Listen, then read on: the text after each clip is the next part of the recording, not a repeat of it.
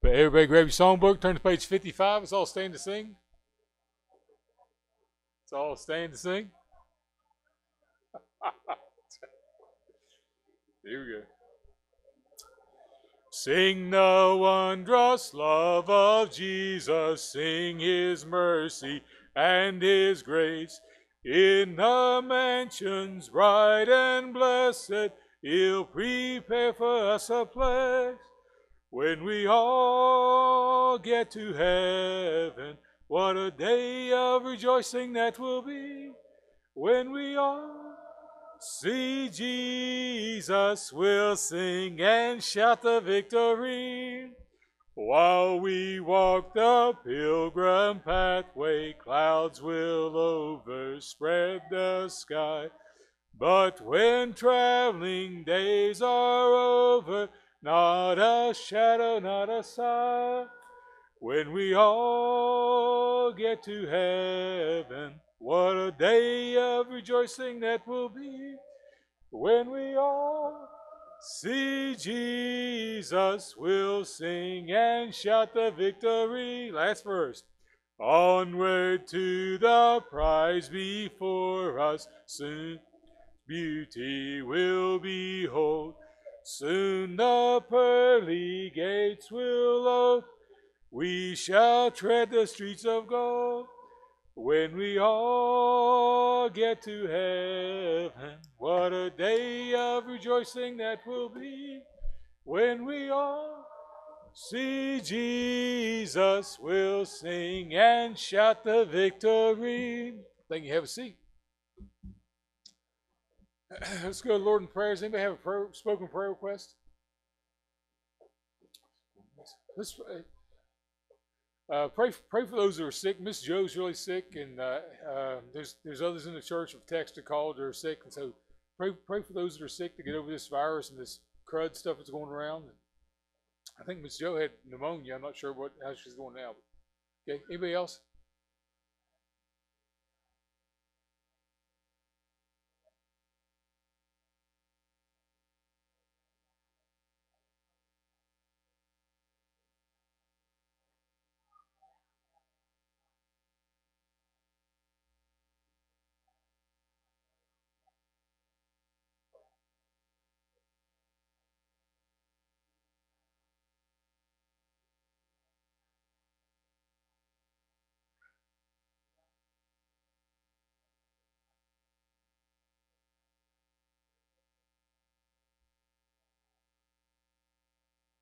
Yeah.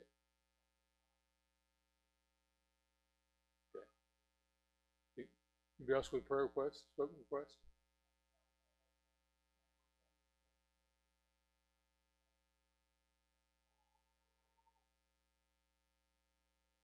Okay.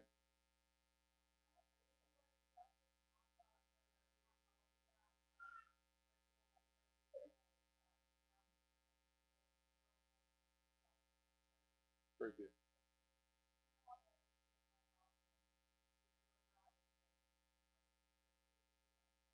Very good. Anybody else with?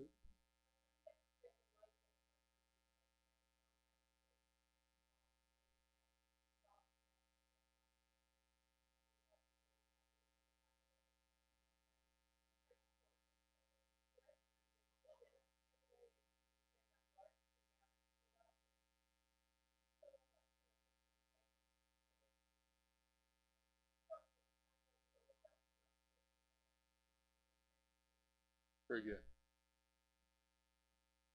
I put on 15 pounds and no one said it's a good thing.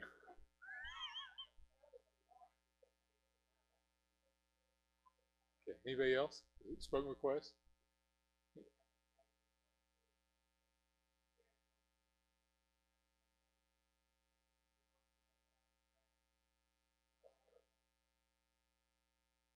Yeah.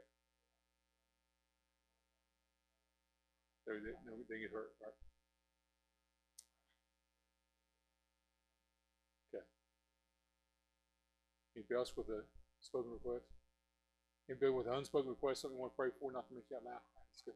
The Heavenly Father, thank you for the opportunity to be in your house. Lord, I pray your blessing all the requests and physical needs and spiritual needs. Pray for our family and friends and our neighbors that are lost. And And I pray for those that are sick that you give them healing and quick recovery from surgeries and different things going on in the lives of our church family.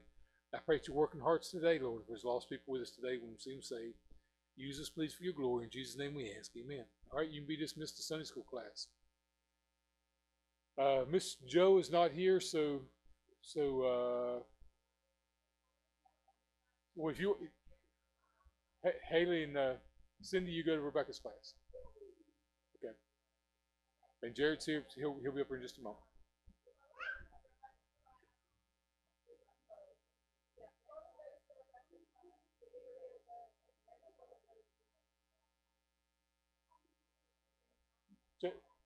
Jacob, hey.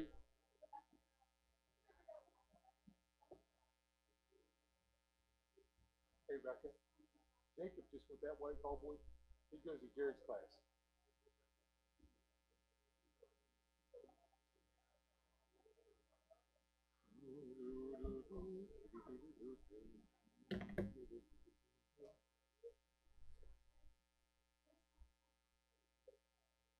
So you want teaching here this morning? You sure?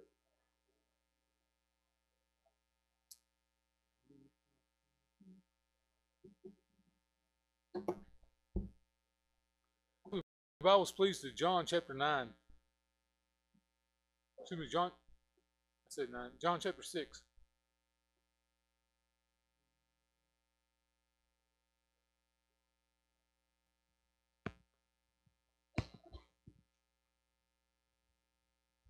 Jamie, while you're up, can you shut those doors? I know you get your hands full.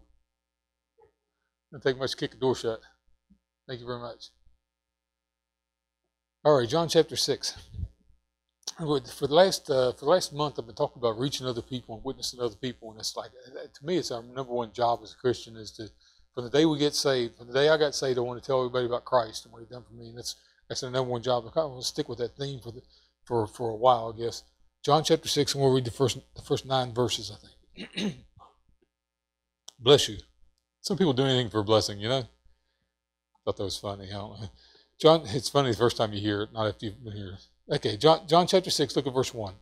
After these things, Jesus went over the Sea of Galilee, which is the Sea of Tiberias, and a great multitude followed him because they saw his miracles, which he did on them that were diseased. And Jesus went up into the mountain, and there he sat with his disciples, and the Passover, a feast of the Jews, was nigh.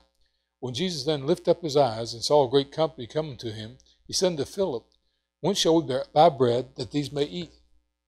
And this he said to prove him, for he himself knew what he would do. Now Jesus always knows what he's going to do when he asks other people. So Philip answered him, 200 penny worth of bread is not sufficient for them, that every one of them may take a little. One of his disciples, Andrew, Simon Peter's brother, saith unto him, There is a lad here which hath 5 barley loaves and 2 small fishes, but what are they among so many? And stop reading right there. I want to get into this. There's a multitude of people that's coming to Christ, okay? And they come because they see him doing miracles. They want to find out what's going on, right? So and this is the first episode where he's going to feed 5,000 people with one little boy's lunch. And it says, verse 2 says, they came because they I'll read it again. They came because they saw his miracles. If you look chapter 6 down in verse 26, there's another time where Jesus looks at people, and Jesus answered and said unto them, Verily, verily, I say unto you, you seek me, not because you saw the miracles, but because you did eat of the loaves and were filled. So there's people who come for different reasons. There's some people come just because it's entertaining. They just want to see what's going to happen next. Okay, there's been times where I want to go somewhere just to see what's going to happen, and there's other people that started following after this day because he fed them. So he's going to feed them on this day, 5,000 men besides women and children. One of the verse says. So he's going to feed them with a little boy's lunch. But there's other people going to follow along just because they get fed. Okay, anybody go to church just because you want to eat something one time? You ever go to John?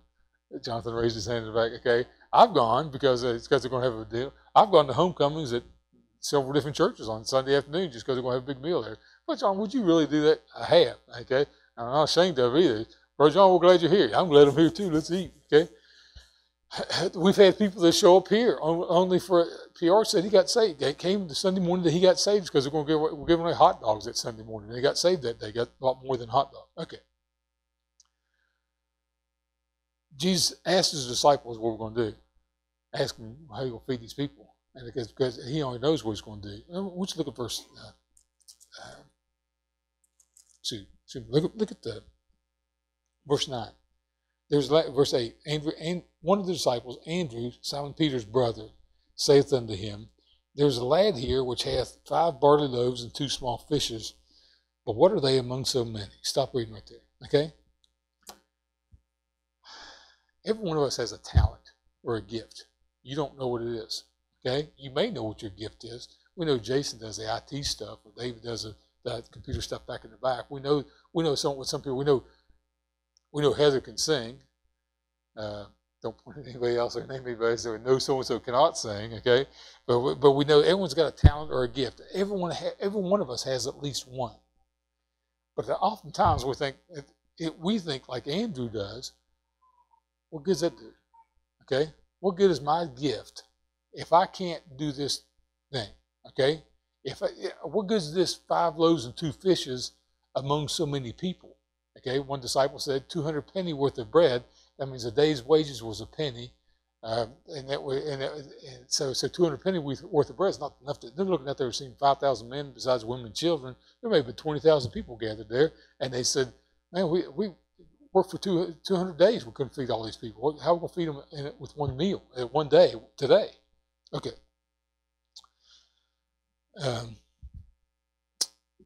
Sometimes we have enough faith. Andrew has enough faith to answer Christ and say, there's a kid here.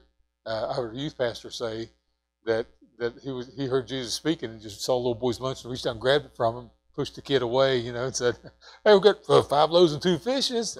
That's what we got. And a youth pastor in his right mind would do that just to get credit with the one in front of him. But the truth is, he says, that's all we got. So he has enough faith to say, we got something, right? But he doesn't have enough faith to see Jesus do something with it. He doesn't expect that God can do something with what he has. Everyone in this room has a talent. As Jesus gave the illustration where some have 1 talent, some people have 3 talents or 5 talents. Everyone in this room has a talent of some sort. God has given you a gift, and you may not know what that gift is, okay? To me, it doesn't matter what it is. To me, it doesn't matter. I'm going to use Denny for an illustration. Denny loves kids. Kids love Denny, right? Teenagers love Denny. Denny gets along with everybody. Gets along with, Everybody loves Denny, right? But Denny told me one time, I said, Denny, can you teach? He said, I can't teach. That is not my gift. He said that. He said, I can't teach. I tried that one time, and it is not for me. Okay? I can't hold their attention. He could teach them anything. He could teach any kid how to be a contractor, how to be a builder, or whatever. He could teach anybody anything. That's as far as staying in front of the class and teaching. He said, I can't do that. Just don't ask me to do that, right? He's real clear to me. Don't ask me to do that. Okay. Some people can sing, but if you get them up here to sing behind up here on the platform where you come up here and sing a solo, it's like, nope, won't do it. There's been several people in our church through the years have a gift for singing, but they'll sing in the congregation or they'll sing in the choir. And you get a microphone and say, if we stand, yeah, but I don't think I'm going to throw up. Okay. I remember Charlie Wickline, he told this story that the first time he was asked to sing a solo in church, he couldn't do it. He sat down here behind the pulpit to sing because he couldn't look at people and sing, right? Does that sound crazy? He had a talent. Wasn't sure he could use that talent. Okay. I think everybody's got talent. A couple of weeks ago, about a month ago, we went to this soul winning seminar over at Maranatha, and on Friday night there was about 100 and some people there. There was a bunch of people there to listen to try to learn how to be a better witness for Christ, which is a good thing. I went back on Saturday morning, and I was the only one from our church that went back. And at one time during the break on Saturday, I was talking to David Wood, who has traveled around all across America. He's in India right now, if I remember right. He's in India with a soul winning gift, teaching pastors how to lead other people to Christ. That's what he's doing right now. And on a personal conversation between the services on Saturday, he started talking to me about talent. It was just a brief conversation about this, but he said, you look at some people and they have a leadership or singing or some kind of gift of musically. And I think about this. When we were kids, most of you know, you've heard all my stories. When we were kids, my brother could play violin or guitar or piano a little bit, okay? They got him all these tools, all these musical instruments. They got me a post hole digger, okay? I tried to try. He played the trombone in the marching band in 5th or 6th grade, whatever it was, at Carl City Elementary. I got handed down his trombone when he went to junior high school. They gave it to me. I tried that, and I remember whatever it was, the Christmas Day parade, which is usually around Thanksgiving or something like that. We're in the marching band going down Capitol Street, and I went to turn my page, and the slide fell off my trombone.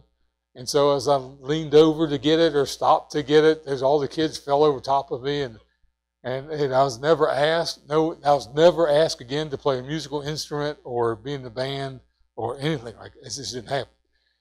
Brother Wood was talking about this, and he said he mentioned somebody. He said this guy's just talented, overloaded with talent. So most of us, everybody has one, but we don't know we have 3. Well, some of us don't even know what the 1 is. Okay. Do you have enough faith to give your lunch or your talent or your gift to God? It's really what it comes down to. Enough to say, man, I don't know what we can do with this, but I'll give it to you. Okay? When I was in college, they taught us to take everything that you have and use it as a ministry. Okay? We'd set up chairs for 7,000 teenagers to show up at the youth conference thing. We'd set up these chairs, and Brother Scott would say, Jerry Scott would say, who wants to be involved in the chair ministry next Monday morning or Wednesday morning, or whatever day it was? It's a ministry, okay? What's that mean? You got to have a strong back and move quickly. We got 7,000 chairs to pick up or set out, and then 3 days later go put them back up, okay? Put them back on a trailer. And do you think, is that a gift? Is that a talent? No, you just got to go, okay? You just got to be willing to say, okay, I can do that. Brother John, you mean you're going to get a reward in heaven for setting up chairs and taking them down? Yeah, people got saved at those meetings. Young men were called to preach at those meetings. Missionaries are on the field today because of those meetings, okay? So you think some are gifted, some are not as much gifted. God gave you a talent or ability, every ability you have. We use our talents or our ability for work and make money for our families and provide for our families. And we should. Everyone in this room should work and provide for our families, and we do that. Whether it's wisdom or personality or strength, talent, whatever it is. Did you ever consider the fact that God's given you that talent that you can not just to make money for your family, which we're supposed to do that, but to use for His glory in some way and witnessing to other people? Okay. No matter where Larry and Wileen go, I may have mentioned this the last couple of weeks, no matter where they go, Wileen has to go to the car about 30 minutes before Larry does. Because Larry coached for, 40 years. Seemed like it. Wileen said seemed like it, may not have been, but okay, close to it, and knows everybody, and talks to everybody. Marie's the same way with David. Do what?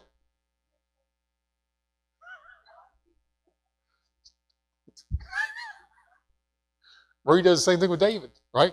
Okay, she'll go warm the car up for him, bring it to the door, beep, beep, I'll lay on the horn till he gets there, right?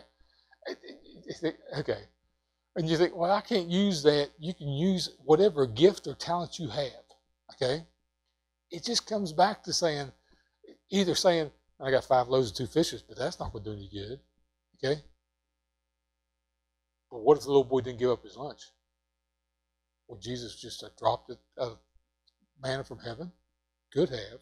He could have spoken, and there had been a big dinner sitting in front of everybody without having anything to start with. He could have done that, spoken into existence. But the truth is, He wants to use what we have. Okay? So what's your gift? That's what it comes down to. What's the talent that you have? Well, I don't know that I have a talent. Everybody has at least one. He's given you at least one. If you believe that He wants to use it, then you'll give it to Him. It's okay, what can you do with this? Okay? Make your gift available to Him. I think about this. When God called Moses. Moses was a shepherd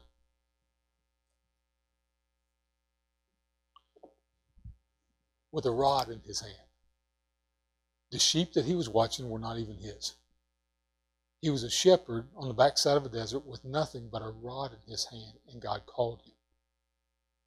And Moses said, I can't speak.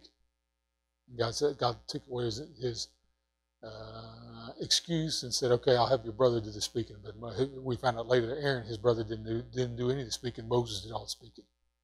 But God says, what is that in thine hand? And he said, a rod. Okay? That's all that he had. That's all that he needed. Most of us think, well, God can use that person because he got all the talent. God can use you because he gave you that talent. Whatever talent it is you have. Okay? I think more people ought to sing solos. Okay? I think we may not know it, but Kelly and Wileen can come up here and sing a duet. Well, maybe not the way they're laughing. The way Larry's laughing, maybe we shouldn't. But you don't know. But you don't know how God can use you until you say, "Here am I, Lord, send me. Here am I, Lord, send me. I will serve thee faithfully. Here am I, Lord, send me." And you don't know until you turn it over to him and say, okay, whatever it is. Okay? God called Moses, didn't have anything but a rod in his hand. God called Samson and gave him strength, but also at one point Samson had nothing in his hand to pick up a jawbone of a donkey and slew 1,000 men with it, just because God said, I'm going to use whatever you have, whatever talent and gift you have, whatever's in your hand, I'm going to use it. What Mary and Joseph have when God called Mary and said, you want to have a child? What did they have? You know, when God spoke, sent an angel spoke to Joseph. What did they? Do you know what they had? They had purity. That's all they had. Okay, that's all they needed. They had this. If you read when God spoke to Joseph, it's pretty good, like a list of several things that tell you about his character or whatever. But really, that's all that they had. Okay. Apostle Paul had Bible knowledge. Peter and John, in the book of Acts, said that when the people saw the boldness of Peter and John, they realized that they'd been with Jesus. They took knowledge of them that they had been with Jesus. Okay, and Peter and John had boldness, and that is it. Okay, they'd been with him for 3 years and saw the miracles, raising people from the dead, casting out demons, and all that stuff. But but people saw them, they didn't. All they knew about them was these guys. There's something different about them. They've been with Christ. Okay, they've been with Jesus. Everybody in this room has a talent or a gift. Everybody in this room can spend time with God, okay, to be with Jesus as Peter and James and John were, okay? I've never cast out demons, okay? When I read the story of the maniac of Gadara, and the disciples were there, and Jesus asked the maniac, he says, what's your name? And his voice comes from the guy. I mean, he's been bound with chains and broke the chains and all this stuff about this guy. Okay, he's ripped his clothes off and lives in the tombs. When I realize, when I'm reading that story, if I'd have been there with Jesus and Peter and James and John, I'd probably been stepping behind somebody. Okay? When Jesus says, what is your name? And he says, my name is Legion, for we are many. There's been chills going up my spine. Okay? I've been, man, oh goodness gracious, what we're getting into now. Right? Even with Jesus standing there, that's my personality. Okay? I don't want to cast out demons. Okay? I don't think I need to. I mean, may come a time I have to or whatever.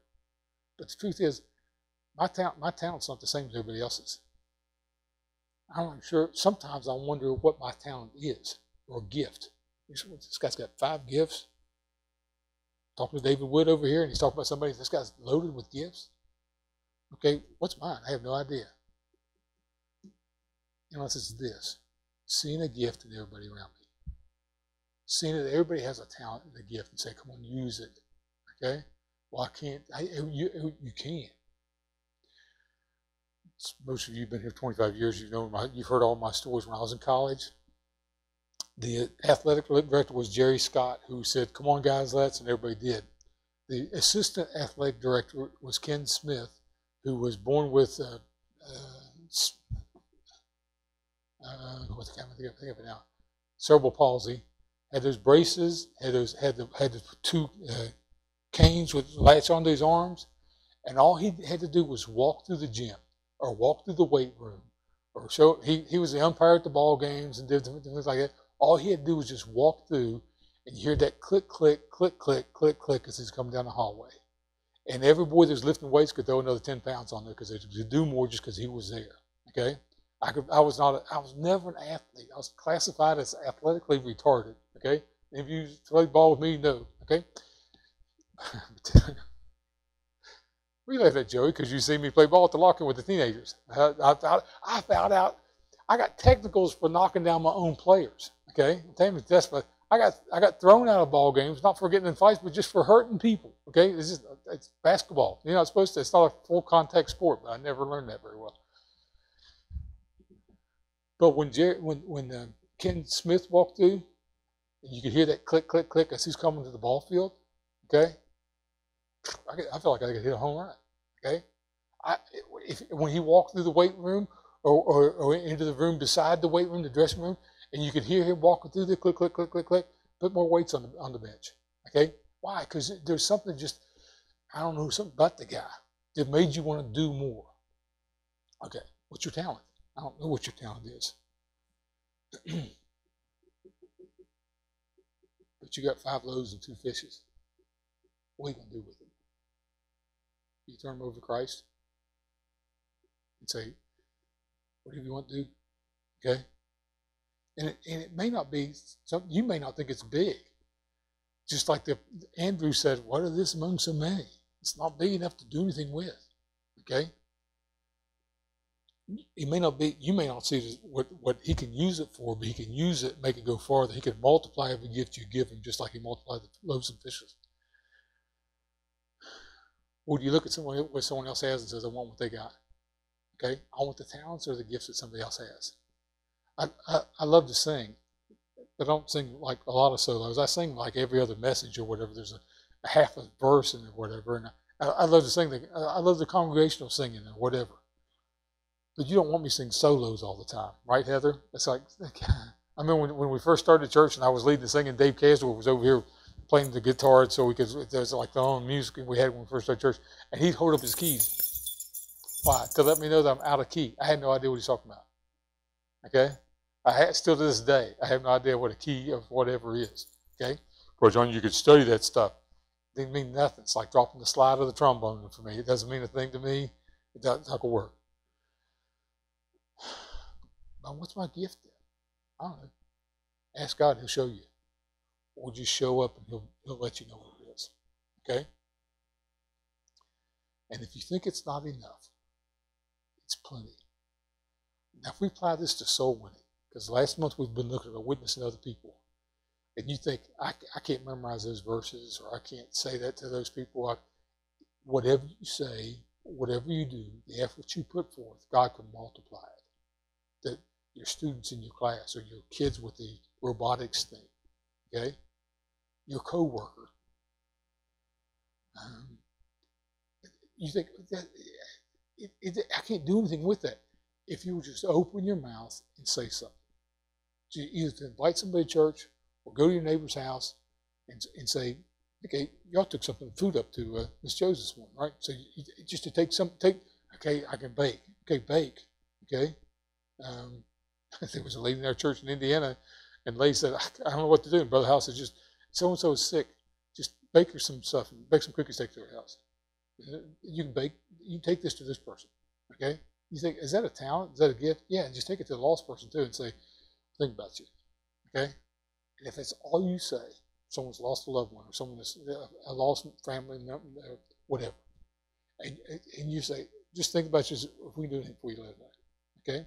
And sometimes that's all I can say to somebody because I don't know what else to say or the situation that other people are in. We're here. That's all I can do. We can help you if you'll come. But I don't know what my gifts are. Okay, just show up and say, what can you do with this? He says, I can multiply that. Okay, when they pick up 12 baskets of food after this little boy brought in, had 5 loaves, 2 small fishes, gave it to the disciples gave it to Jesus, they blessed it, and he gave some. They took up 12 baskets afterwards. What did they do with that food? I wonder if there's 12 men carrying those baskets to that little boy's house. Walking in. Hey, Mama, look what I got. What'd you tell the boys? How'd you end up with that? Did you steal that and then bring the stuff to their house? Rebecca sang a song one time about the little boy packing up the rest. That he took it all home with him. I don't know if that's true or not. What gift do you have? Jonathan, what gift do you have? Larry, what gift do you have? How do you know? Okay? I don't know, God, just please use me. He said, okay, that's all I need to know. That you want to be used, that you're willing to be used. Okay? You got a rod in your hand? Good, you can beat kids with it. No, I'm just kidding. You got a rod in your hand? You got a basket of food in your hand? He can use it and will if you'll trust him. Any questions?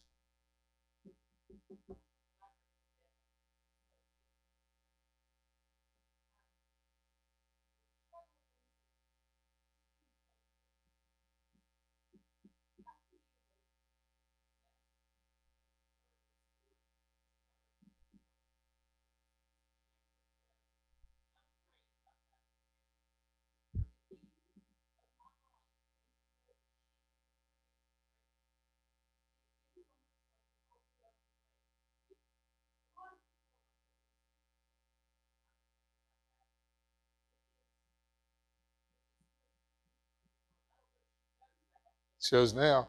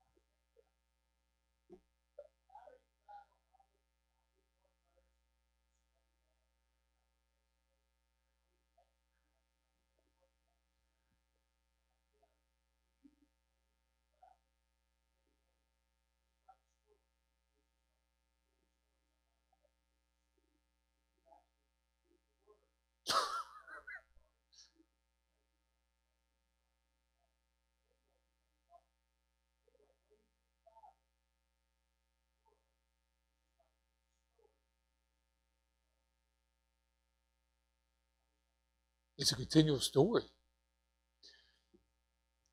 It's like history. You take the word history and break it up. His story. That's all it is. Right?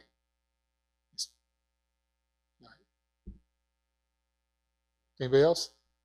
God bless you with something? Some of y'all heard the testimony. Tammy's praise report this morning. I may mention it later. Jared was coming home from work Monday morning. 4:30, got to around the Gold Town on the interstate, and somebody in northbound lanes hit a truck tire, like a ton truck, had 8 loads. Hit that thing. They hit it northbound lanes, and it flew up in the air. He had didn't see it. It's dark. Came down in the middle of his, right where the mirror's at on the hood of his little Jeep, and just rolled. And as soon as it hit, I don't know if he hit the brakes or not. Whatever happened, but the impact of it just caused that little Jeep to roll over about 4 times. Totaled the Jeep. He walked away without a scratch. Sometimes you wonder, is that because somebody prayed for him? Right? Is that because God's got a job for him to do? Okay, he's got talent for him to use. Is there more to it, the protection thing? Well, Brother John, why does God allow one thing happen to one person, one thing happen to another? Okay, why does this person survive the crash and this person's killed by the crash? Why is this person crippled and why is this person healthy? We have no idea. Okay, I mean, Jesus gave the illustration. He said when in Elijah's day there was more than one widow in that community, but God sent him to this one widow's house to provide for her and her son. So God has a specific plan, but he's got a specific plan for everybody in this room, everybody in this church. You think, I can't do that. Yeah, you can. Everybody in this room can do this. To walk with Christ, prayer and Bible study every day, just reading your Bible, okay? Others will notice what you have. They may question what you have. People question me for the last 30-some years. and say, hey, really? Yeah, really. Okay? And then witness and tell people how good God is. Okay? Anybody else? It's dismissed. Thank you, Lord, for loving us. Thank you for the truth you've given us in your word.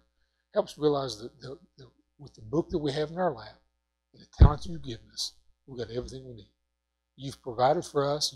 You meet our needs for our families with the talents and the gifts that you've given us, but help us to turn back to you. And every one of us in our heart of hearts and as a church family to turn back to you and say, use it, our loaves and our fishes. Make us a blessing to those around us and a witness to the lost. Use us for your glory. In Jesus' name we ask. Amen.